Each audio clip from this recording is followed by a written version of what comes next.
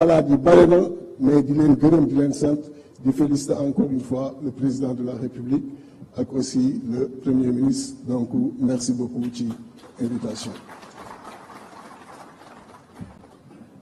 jërëjëf monsieur Déthié Fall ñu ngi xamal ni Serigne Mansour Sy Djamil mu ngi ci mbooloo mi moom itam dina jël kàddu dañuy jox kàddu gi madame Nafissatou Diallo ancienne députée muy wax ci turu PDS.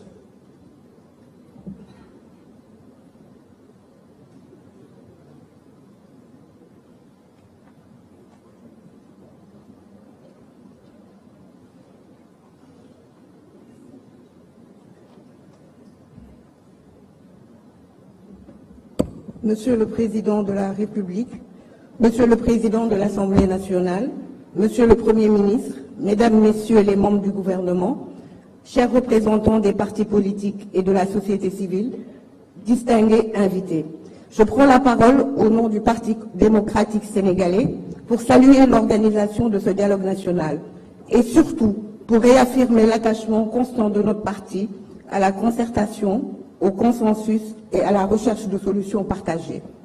Le PDS, sous la conduite éclairée du président Abdoulaye Wade, a toujours placé le dialogue au cœur de son action politique. Nous avons participé à toutes les grandes séquences de concertation depuis plus de 5 décennies. Parce que nous croyons que l'avenir du Sénégal se bâtit dans l'échange, l'écoute et le respect mutuel. Aujourd'hui, nous saluons l'institutionnalisation de cette rencontre, mais nous tenons à souligner une exigence de fond. Dialoguer n'a de sens que si cela conduit à l'apaisement durable du climat politique et social. Il faut donc que ce dialogue dépasse les salles de conférence pour s'imprimer dans nos pratiques politiques quotidiennes. Nous devons réapprendre à nous parler avec respect, mesure et sens de l'intérêt général, y compris en dehors des périodes de crise. Une nation qui se parle dans l'invective ne peut faire face aux grands défis qui l'attendent. Justement, les défis sont nombreux. Le contexte économique est extrêmement préoccupant. Monsieur le Président de la République, vous avez rappelé récemment la faiblesse des marges de main-d'œuvre dont notre pays dispose.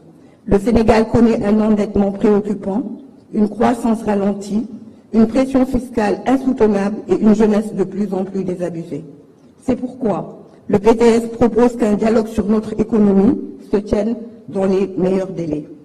En effet, réformer nos institutions, oui, mais répondre à la souffrance des populations, c'est tout aussi vital. Nous devons discuter des leviers économiques de relance, du soutien au secteur privé national, de la politique fiscale, de l'emploi des jeunes et de la compétitivité de notre économie. Par ailleurs, nous appelons à la mise en œuvre urgente des conclusions issues des assises de la justice. La justice est le socle de l'état de droit. Trop de Sénégalais doutent de son impartialité. Trop de justiciables attendent un traitement équitable. Le dialogue ne peut ignorer cette attente forte. Il ne s'agit pas de discuter pour la forme. Il faut agir avec méthode, calendrier et volonté politique. Enfin, permettez-moi de transmettre ici, au nom du PDS, les salutations du président Abdoulaye Wade au président Bassirou Diomaye Faye. Le président Wade m'a chargé de lui dire combien il attache de l'importance à cette nouvelle étape du Sénégal démocratique. Il forme le vœu que ce dialogue contribue à réconcilier les Sénégalais, à restaurer la confiance et à faire en sorte que l'héritage démocratique de notre pays soit consolidé.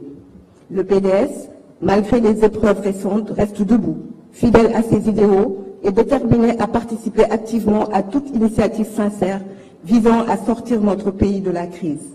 En participant à ce dialogue, nous venons non pas défendre un camp, mais porter une voix patriotique, constructive et lucide. Le Sénégal mérite mieux que la division, il a besoin de clarté,